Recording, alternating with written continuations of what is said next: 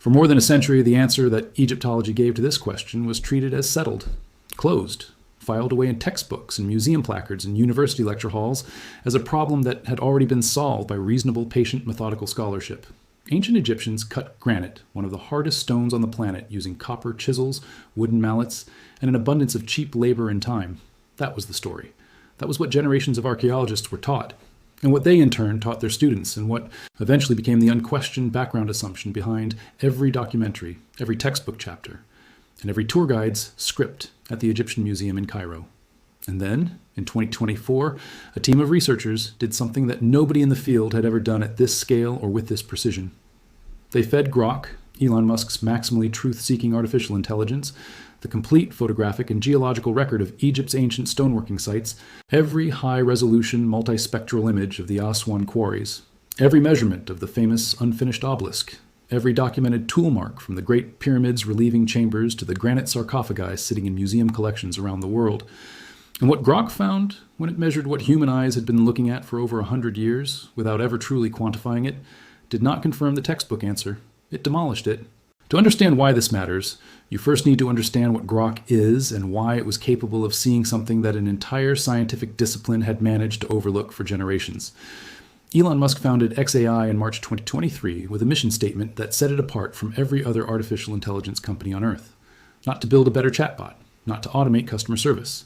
To understand the true nature of the universe, Musk insisted that Grok be maximally truth-seeking, meaning it would not soften its conclusions to protect the comfort of any institution, including the institution of academic archaeology, which has its own funding structures, its own reputational incentives, and its own deeply entrenched assumptions about what ancient people were and were not capable of doing. Grok was built to look at the data and say what the data actually shows, not what 80 years of consensus expects it to show. And in 2024, when it was finally pointed at the granite of Aswan, it did exactly that. The Aswan quarries sit on the east bank of the Nile, near the modern city of Aswan in southern Egypt, and they were the primary source of the pink and red granite that the ancient Egyptians used for their most ambitious and most demanding architectural projects across nearly 3,000 years of continuous use, from the Old Kingdom through the Roman period. Granite is not an easy stone to work. It is composed primarily of quartz, feldspar, and mica, and it ranks between 6 and 7 on the Mohs hardness scale, harder than the copper and bronze tools that ancient Egyptians are documented to have possessed. The accepted explanation for how the Egyptians extracted and shaped this extraordinarily hard material has, for over a century, rested on the discovery of dolerite, an even harder volcanic rock formed into round, fist-sized pounding stones. The theory holds that workers would have used these dolerite balls to literally beat the granite into submission, pounding away at the surface in repetitive, exhausting motions, slowly grinding channels and trenches into the bedrock through nothing more sophisticated than persistence and brute force. Archaeological experiments conducted to test this theory found that a single worker using this method could remove approximately 5 to 10 cubic centimeters of granite per hour. To put that in perspective, extracting the trenches required to free a single large obelisk from the surrounding bedrock would have required many thousands of man-hours of exhausting, repetitive labor, with workers swinging stones against stones for the better part of a working lifetime. This explanation has always had a glaring weakness, one that archaeologists have acknowledged for decades without ever fully resolving. The dolerite pounding method, when tested experimentally, produces rough, irregular pits and jagged textures. It does not produce smooth surfaces. It does not produce consistent curvature.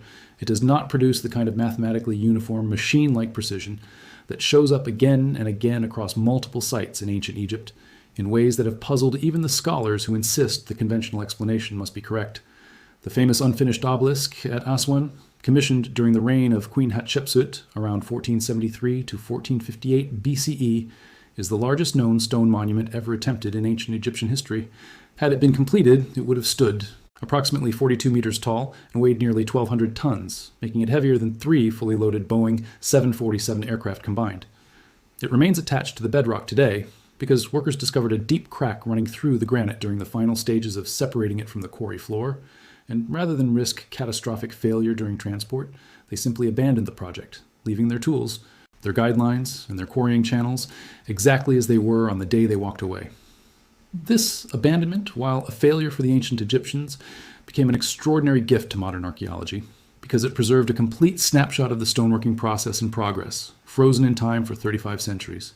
When Grock was given high-resolution multispectral imagery of this site in 2024, it did not simply look at the images the way a human researcher would, forming impressions and comparing them loosely to memory and intuition. It measured them. It quantified the curvature of every visible scoop mark in the bedrock and on the obelisk's surface. It measured the spacing between consecutive marks. It calculated the size variation across hundreds of individual tool marks.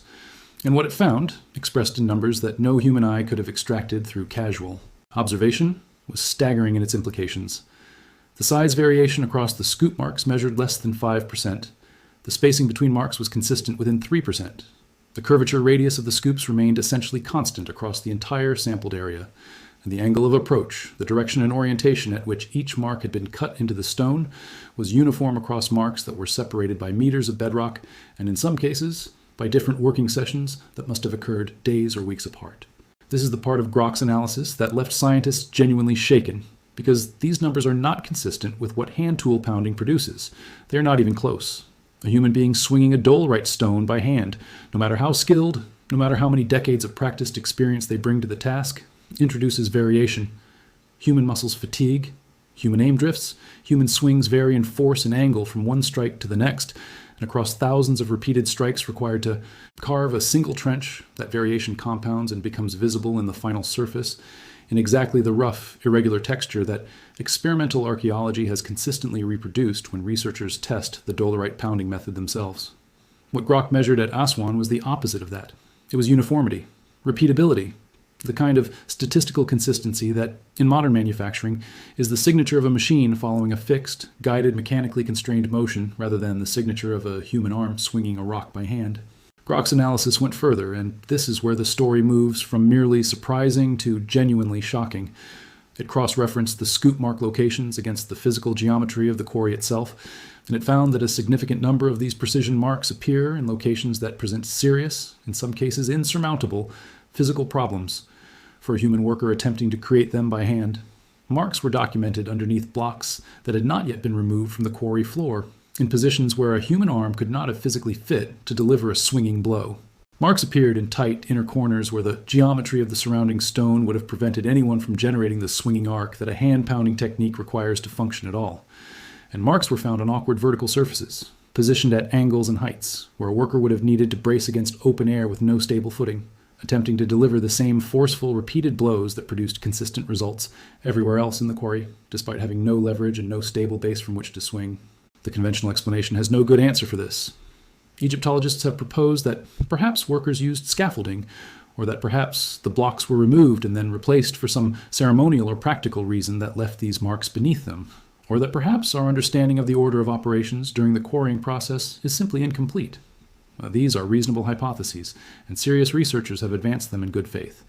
But Grock's analysis, built from the complete photographic record rather than from selective sampling of a handful of accessible marks, found that the pattern of marks in physically inaccessible or biomechanically implausible positions was not a rare anomaly.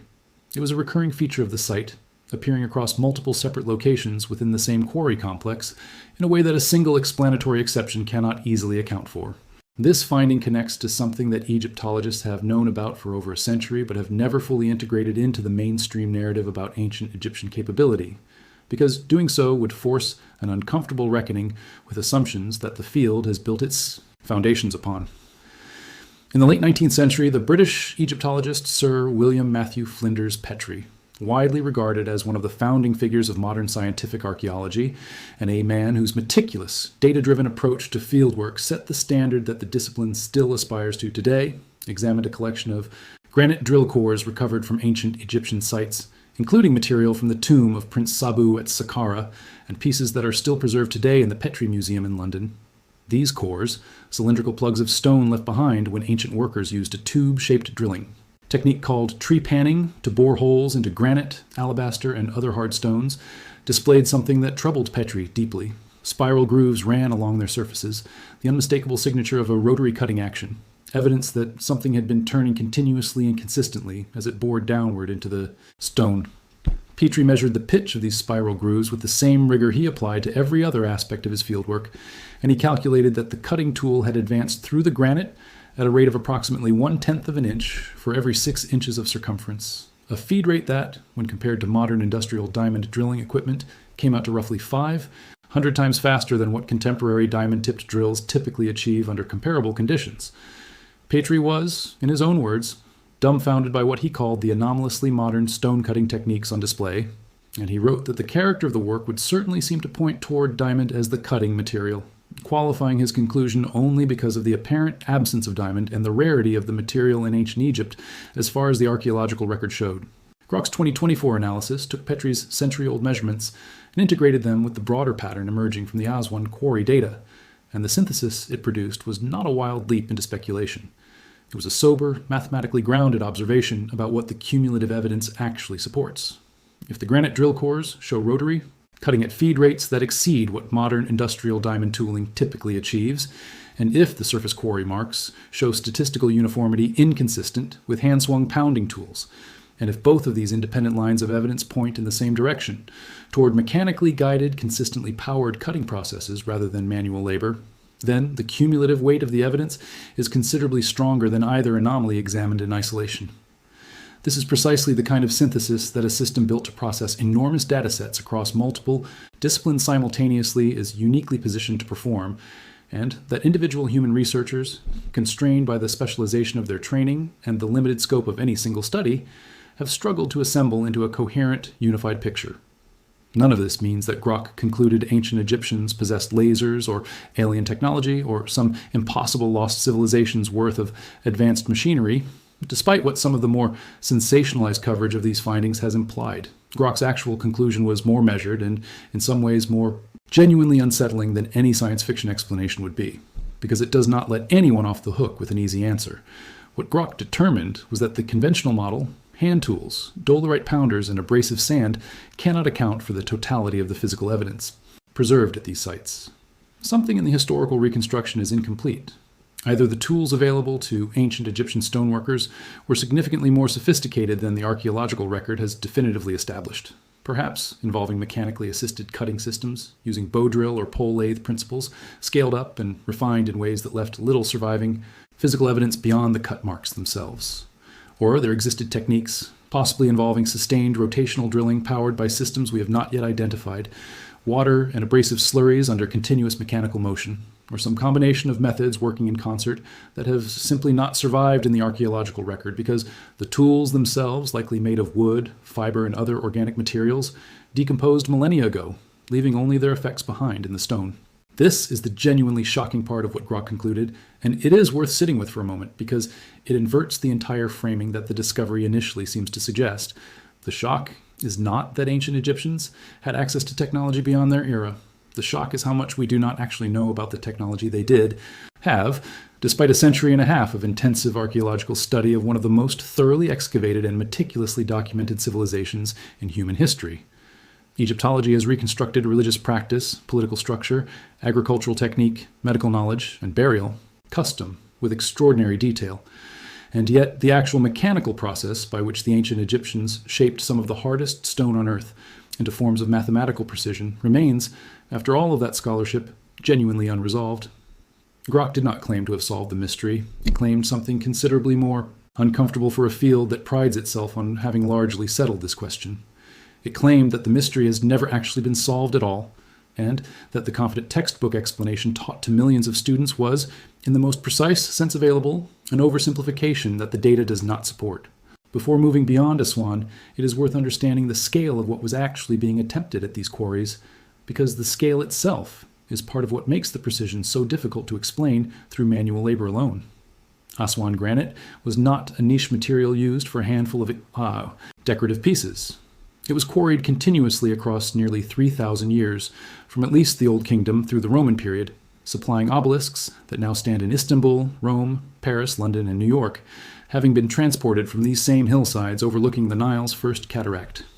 The sarcophagus of the pharaoh Djoser, dated to approximately 2670 BCE, has been traced through petrographic analysis and neutron activation testing back to these same quarries, as has the sarcophagus of Sneferu, the first pharaoh of the 4th dynasty and the ruler who initiated Egypt's transition into large-scale pyramid construction. This means that whatever method was being used to extract and shape this granite was not an isolated experimental technique applied once and then forgotten. It was a sustained, continuously refined industrial process, operating at civilizational scale for a span of time longer than the entire history of the Roman Empire from founding to fall. Inside the Great Pyramid of Giza itself, above the king's chamber, sit what archaeologists call the relieving chambers, a series of 5 stacked compartments built specifically to distribute the immense weight of the pyramid's mass away from the ceiling of the burial chamber below. The granite beams forming the floors and ceilings of these chambers weigh between 25 and 80 tons each, quarried at Aswan and transported more than 800 kilometers down the Nile to Giza, then raised and positioned with a precision that modern construction engineers have repeatedly described as difficult to replicate, even with contemporary heavy lift equipment. The undersides of some of these beams, surfaces that were never meant to be seen again once the pyramid was sealed, show evidence of saw cuts, continuous linear striations, consistent with a blade moving through the stone in a single controlled motion rather than the start-stop, irregular gouging that hand chiseling produces. Because these surfaces were hidden from view for over 4,000 years until modern excavation reopened the chambers, the tool marks preserved on them cannot be explained as decorative finishing work performed for aesthetic or ceremonial purposes. Whatever cut them did so as a practical, functional part of the shaping process, on a surface nobody was ever expected to examine again. The granite paving found at sites including the Valley Temple at Giza presents a similar puzzle at a different scale. Basalt and granite flooring blocks, some weighing in excess of 200 tons, were quarried, transported, and fitted together with joints so precise that, as numerous independent observers have documented over the past century, a thin blade or even a piece of paper cannot be inserted between adjacent stones. Achieving this level of fit between blocks of this mass requires either an extraordinary, almost unimaginable degree of patient hand finishing applied uniformly across every contact surface, or a method of cutting and shaping that flatness and joint precision that aligns more closely with controlled mechanical processes than with iterative hand finishing, even accounting for the extraordinary patience and skill that ancient craftsmen are known to have possessed. There's a deeper reason that mainstream archaeology has been reluctant to fully grapple with this body of evidence, and it has less to do with the strength of the data and more to do with the structure of the discipline itself. Archaeological careers are built on incremental contributions to an established framework, peer-reviewed within a community that shares the same foundational assumptions about what Bronze Age societies were technologically capable of achieving, and proposing that those assumptions might be fundamentally incomplete carries genuine professional risk in a field where reputational capital is everything. This is not a conspiracy. It is simply how academic disciplines tend to function, the same dynamic that delayed acceptance of continental drift for decades after Alfred Wegener first proposed it in 1912. And the same dynamic that kept Barry Marshall fighting for years to convince the medical establishment that bacteria, not stress, caused stomach ulcers, a discovery that eventually won him the Nobel Prize after he proved it by deliberately infecting himself with the bacteria in question. Grock, as an artificial intelligence with no career to protect, no tenure committee to satisfy, and no professional reputation built on the conventional narrative, was uniquely positioned to look at the Aswan data without that institutional weight pressing down on the conclusion. It did not need to worry about how its findings would be received at the next academic conference. It needed only to measure what was there and report what the measurements showed. The implications extend well beyond Aswan. Throughout Egypt, similar puzzles have been documented and quietly set aside by mainstream archaeology for decades because no satisfying explanation existed within the boundaries of accepted theory. The granite sarcophagus inside the king's chamber of the Great Pyramid shows saw marks along its surface, indicating that whatever tool cut, it moved through solid granite with a continuous, controlled slicing action rather than the chipping and pounding that conventional theory assumes. Stone vessels recovered from sites including Saqqara, some carved from heterogeneous rock containing mineral veins of dramatically different hardness within the same piece, display walls so thin in places that light passes through them, while maintaining near-perfect symmetry around a central axis, a combination of thinness, symmetry, and material complexity that is difficult to reproduce, even with modern lathe technology, let alone with hand tools applied to a material that should fracture unpredictably along its harder mineral inclusions if cut by inconsistent manual force. Rock-cut temples at Gerf Hussein and Wadi as-Sabwa, near Silsileh, show enormous, perfectly flat excavated surfaces carved directly into living bedrock, polished to a finish that contrasts sharply against the jagged, irregular textures that experimental reconstruction using dolerite pounders reliably produces every time researchers attempt to replicate the method. What Grock's analysis ultimately revealed is not a single dramatic answer, but a pattern, a consistent thread of unexplained mechanical precision running through multiple independent sites across nearly 3,000 years of Egyptian stonework, all pointing toward the same uncomfortable conclusion. The story Egyptology has told about ancient Egyptian capability has been built less on what the physical evidence definitively proves and more on what conventional assumptions about Bronze Age technology have allowed researchers to consider plausible. Grock was not constrained by those assumptions. It was built specifically to set aside institutional comfort and follow the measurements wherever they led, and the measurements led to a place that the field has been quietly uneasy about for over a century. Ever since Petrie first picked up those granite cores and found spiral grooves that should not have been possible. The granite of Aswan has been sitting in the open Egyptian sun for 3,500 years, carrying within its surface a record of exactly how it was shaped, waiting for someone or something capable of reading that record with sufficient precision to understand what it actually says, rather than what we have always assumed it must say. It took an artificial intelligence built specifically to prioritize truth over comfort to finally measure it properly. And what it found was not a finished answer. It was a far more interesting question than the one Egyptology thought it had already answered. If hand tools and dolerite pounders cannot account for what is carved into this stone, then what precisely were the ancient Egyptians actually capable of building? And why, after a century and a half of intensive study by some of the most capable archaeologists who have ever lived, do we still not know? What makes this conclusion genuinely difficult to dismiss is that it does not rest on a single dramatic photograph or a single cherry-picked anomaly of the kind that has fueled fringe theories for decades, without ever gaining serious scientific traction. It rests on a convergence of independent measurements across multiple sites, multiple time periods, and multiple categories of evidence, all pointing toward the same conclusion through entirely separate lines of analysis.